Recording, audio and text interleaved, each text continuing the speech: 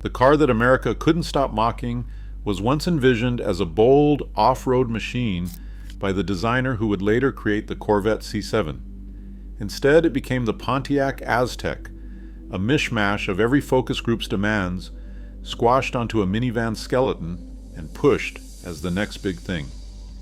Yet buried inside this punchline was something the world would one day copy. So why did everyone start bullying a car, and what if the joke was hiding the future all along? Tom Peters was a designer with a future Corvette under his belt, and he once imagined the Aztek as a bold, athletic machine.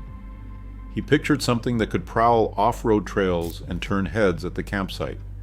In 1998, General Motors demanded that nearly half of their upcoming vehicles be innovative, and the Aztek concept seemed to fit the bill.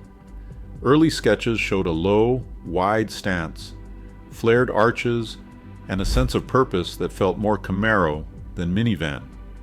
But as the project moved forward, the design began to fray. Every department wanted its voice heard. Marketing insisted on more storage, safety pushed for higher sills, and finance demanded cheaper parts. One focus group respondent said, "Can they possibly be serious with this thing? I would not take it as a gift." By the time the Aztek reached the focus groups in 1999, the design had been pulled in every direction. Despite ranking dead last in consumer clinics, the project kept moving. General Motors leadership, convinced that their innovation mandate would win the day, dismissed the research. Bob Lutz later described the process as pure denial. The original vision faded under the weight of compromise, yet the car still got the green light. What started as an aggressive, outdoorsy crossover had become something else entirely, a product of too many cooks, each convinced they knew what Americans wanted. The production Aztek rolled out on General Motors' T1 platform, a structure borrowed straight from the Pontiac Montana minivan. That decision, made deep in the boardrooms, locked in the car's most controversial traits. The T1 platform had a tall roof and a narrow track that forced the designer's hands. Wheels ended up tucked so far inside the body that the Aztek looked perched and top-heavy, with a high belt line that swallowed the windows and gave the car its famously awkward stance. No amount of sculpted sheet metal could hide the minivan geometry underneath. But inside, the engineering team found room for invention. One unnamed General Motors engineer, frustrated by the limits of the chassis, pushed for features that would make the Aztek stand out in ways the exterior never could. The center console doubled as a removable cooler, perfect for road trips or tailgate parties. Rear seat passengers got their own stereo controls, a nod to the idea that the Aztek should be as much a gathering place as a mode of transport. And then there was the camping package, a custom-fitted tent and inflatable mattress that turned the cargo bay into a pop-up camper, first offered in 2001. Aztek owners who looked past the styling have praised these details for years. One owner, speaking at a car meet, called the tent option the best thing about the whole car. Nobody else had anything like it. In a market where SUVs were mostly dressed-up trucks, the Aztek quietly pioneered the crossover's focus on lifestyle and utility. The shape was dictated by cost, but the features inside pointed toward a different future. Gray plastic cladding wrapped around the lower half of the 2001 Pontiac Aztek, promising ruggedness but delivering the opposite. The panels, meant to shrug off scratches and dings, quickly dulled and faded under sunlight, turning chalky in less than a year. Press photos from the launch showed a sharp contrast between the bright paint and the dull industrial gray, an effect that only worsened on dealer lots. Sales staff reported customers walking away at first glance. One Pontiac dealer recalled buyers circling the car, running a hand along the cladding, and shaking their heads. The material, chosen for its cost and supposed durability, became a magnet for criticism. Reports surfaced of panels warping or discoloring after a single summer, and warranty claims trickled in for replacement trim. Pontiac scrambled for a fix. By 2002, a new option appeared, body-colored cladding painted to match the rest of the car. The change was a silent admission that the original approach had failed. Still, the damage was done. The Aztek's first impression, cheap, unfinished, almost toy-like, had already settled into the public mind, and sales continued their slide. General Motors rolled out the Aztek with a marketing blitz that bet on reality television's hottest new show, Survivor. The Survivor tie-in was everywhere.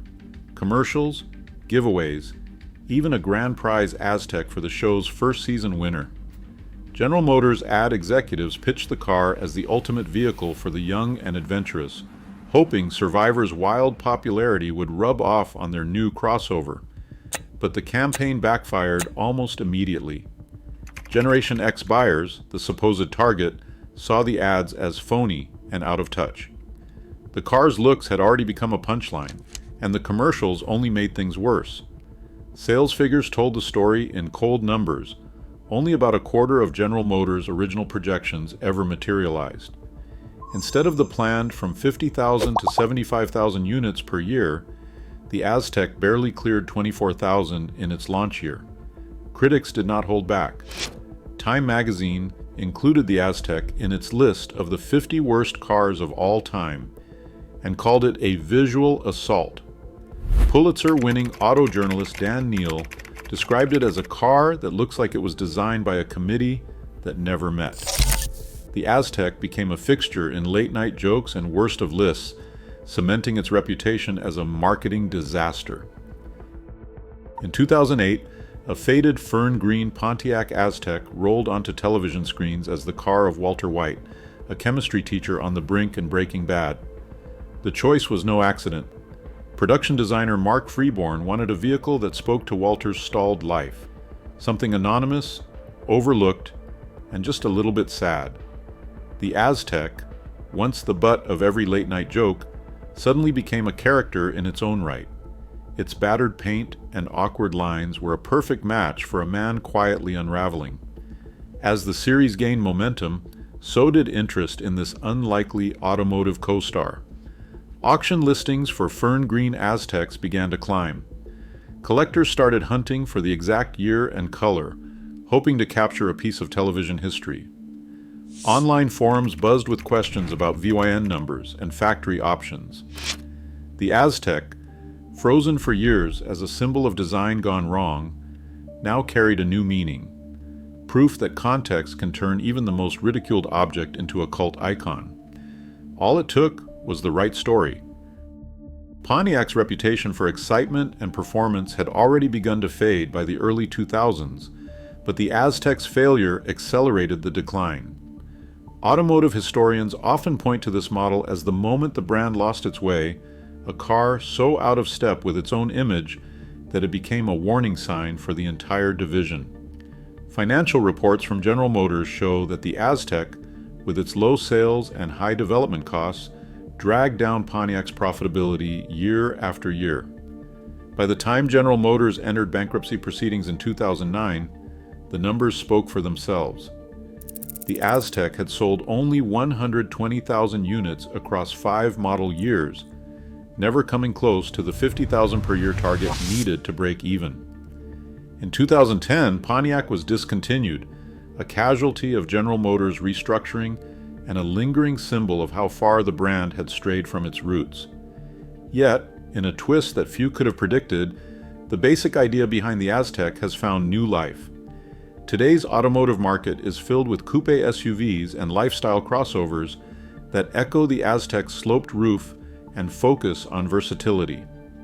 The BMW X6, which debuted in 2008, and the Tesla Model Y, launched in 2020, both embrace the fastback SUV silhouette that once drew ridicule. Market analysts now point to the Aztek as an early, if flawed, attempt at a formula that would later dominate showrooms worldwide. The car that once represented Pontiac's undoing has become a case study in how timing and execution can overshadow vision. For many historians, the Aztek's legacy is both a cautionary tale and a strange kind of vindication, a reminder that even the most ridiculed ideas can shape the future, given enough time. Today's crossovers echo the very blueprint the Aztek was mocked for. In a market that now reveres innovation over conformity, its legacy warns that bold ideas need conviction, not compromise. Sometimes the punchline becomes the prototype for what comes next. Thanks for watching. Drop your thoughts on the Aztek's legacy below.